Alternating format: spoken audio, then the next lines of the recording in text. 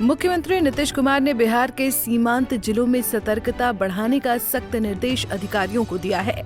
इसी निर्देश का पालन करते हुए किशनगंज समाहरणालय में अधिकारियों ने बैठक का आयोजन किया है।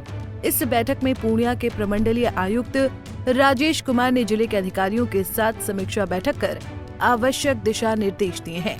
वहीं प्रमंडलीय आयुक्त राजेश कुमार ने बताया कि किशनगंज सीमावर्ती जिला है और वर्तमान परिस्थितियों को देखते हुए सीमा क्षेत्र में चौकसी बढ़ाने और घुसपैठ पर निगरानी रखने का निर्देश दिया है। उन्होंने बताया कि जो भी बॉर्डर पॉइंट है वहां 24 घंटे जांच अभियान चलाया जाएगा। नहीं, अभी जो ऑपरेशन सिंदूर के बाद जो चल रहा है अभी, उसके क्रम में ये सीमावर्ती जिला है, तो इसमें सभी सुरक्षा के बिंदु पे सुरक्षा के पदाधिकारियों के साथ BSF SSB उनकी जो समस्याएं हैं वो हमारी तैयारियां भी चल रही है, उसकी समीक्षा की गई है मुख्य रूप से। और सीमावर्ती क्षेत्र में चौकसी रखनी है। भारत नेपाल का एक लंबा बॉर्डर है यहाँ 112 किलोमीटर का। उसके अलावा भारत बांग्लादेश बॉर्डर भी काफ़ी नज़दीक है यहाँ से, तो इंफ्रास्ट्रक्चर पे और जो अन्य सिक्योरिटी पॉइंट ऑफ व्यू से जो बातें हैं वो सारे पदाधिकारियों से किया गया है।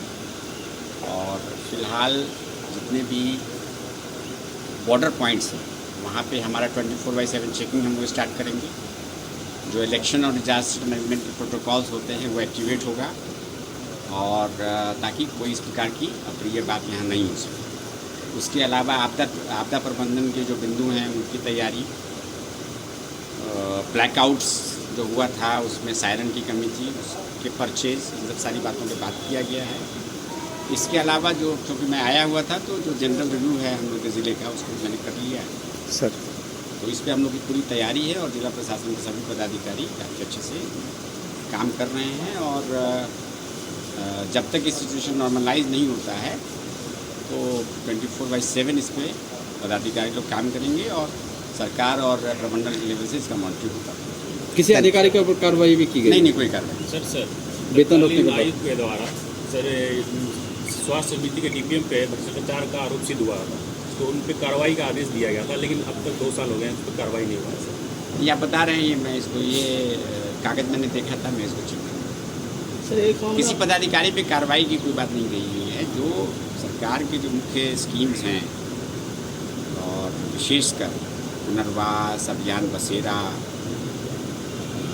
गलत जमाबंदी बनने का, इस पर हम लोग की अपेक्षा ये है कि जो पदाधिकारी है वो सेंसिटिव रहें और सारी फैक्ट्स फिगर्स उनके जहन में रहना चाहिए, क्योंकि ये सारा चीज़ें बहुत इम्पॉर्टेंट हैं। ह्यूमैनिटेरियन पॉइंट ऑफ व्यू से भी इम्पॉर्टेंट है, सरकार की प्रायोरिटी का भी चीज़ है। और जैसे पंचायत सरकार भवन, तो पंचायत सरकार भवन में 3 या 4 मैटर पेंडिंग है, बाकी सभी पे काम चल रहा है। काम यहाँ पे सेटिस्फैक्ट्री है और जो थोड़ी बहुत कमी है वो सब हम लोगों ने इंस्ट्रक्शन दे दिया है सर। 1 महीने के बाद फिर से रिव्यू करेंगे। जो सेंट्रल पैरामिलिट्री फोर्सेस है उनके कुछ इश्यूज़ हैं यहाँ पे, उनको इंफ्रास्ट्रक्चर डेवलपमेंट के लिए ज़मीन और बाकी चीज़ों के कुछ पेंडिंग मैटर है, उसका भी ये डिसीजन हुआ है सबकी सहमति से कि 1 महीने में हम लोग ज़मीन संबंधी जो भी मामला है, अतिक्रमण संबंधी जो भी मामला है, उस पर हम लोग उसका निदान कर लेंगे। यदि अतिक्रमण में भूमिहीन लोग हैं तो उनको हम लोग अभियान बसेरा के तहत ज़मीन देंगे, प्रधानमंत्री आवास योजना के तहत उनको योजना होगा। ये सारा चीज़ स्पेशली इस करेंट सिनेरियो में बिल्कुल टाइम बाउंड हम लोग कंप्लीट करेंगे। इन सारी बातों पर डिटेल में चर्चा हुआ है और 1 महीने बाद पुनः मैं इन सारी बातों का फॉलोअप रिव्यू करूँगा। वहीं बैठक में मौजूद नगर परिषद अध्यक्ष इंद्रदेव पासवान ने बताया कि सिविल डिफेंस को लेकर उचित कदम उठाए जाएंगे। पासवान ने कहा कि किशनगंज जिला सामरिक दृष्टिकोण से अत्यंत महत्वपूर्ण है। आयुक्त आए हैं और ये क्योंकि सीमावर्ती इलाका है, भारत बांग्लादेश और नेपाल से काफ़ी जुड़ा हुआ है। सिविल डिफेंस के लिए जो भी सेवा होगा इसके लिए हम लोग को तैयार रहने की जरूरत है। यह कमिश्नर साहब का निर्देश हुआ है और हम लोग इसका अच्छे से पालन करेंगे, क्योंकि ये राष्ट्र हित में बहुत सर्वोपरि है। और इस समय चूँकि हम लोग सामरिक दृष्टि से बहुत महत्वपूर्ण इलाके में, इसलिए यहाँ के लिए भी सिविल डिफेंस की तैयारी होनी बहुत आवश्यक है। यहाँ पे देखा गया है कि सायरन जो है वो उसकी कमी है, जैसे कि आयुक्त ने भी बताया है, क्या कहेंगे?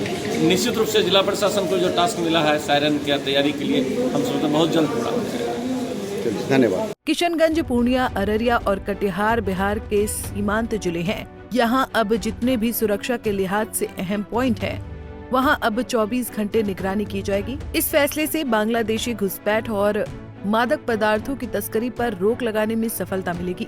पंजाब केसरी टीवी के लिए किशनगंज से रजनीश कुमार की रिपोर्ट।